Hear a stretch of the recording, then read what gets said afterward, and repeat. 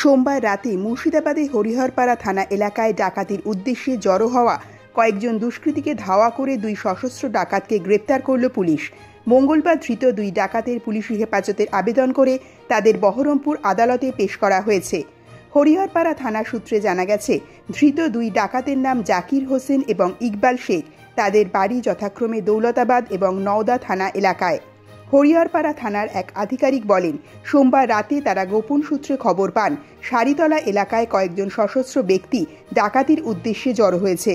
এরপরই পুলিশ ওই এলাকায় অভিযান চালায়, কিন্তু পুলিশকে আসতে দেখে ডাকাত দলের কয়েকজন সদস্য বিভিন্ন দিকে পালিয়ে গেলেও দুজন ডাকাতকে সশস্ত্র অবস্থায় গ্রেপ্তার করতে পারে পুলিশ। হরিহরপাড়া থানা সূত্রে জানা গেছে, ধৃত দুই ডাকাতের হেফাজত থেকে একটি দেশি আগ্নেয়াস্ত্র, 1 রাউন্ড গুলি এবং কিছু ধারালো অস্ত্রশস্ত্র উদ্ধার হয়েছে। হরিহরপাড়া থানার ওই আধিকারিক জানান, প্রাথমিক তদন্তে আমরা জানতে পেরেছি ডাকাত দল ওই এলাকায় কয়েকটি বাড়িতে ডাকাতির পরিকল্পনা করেছিল।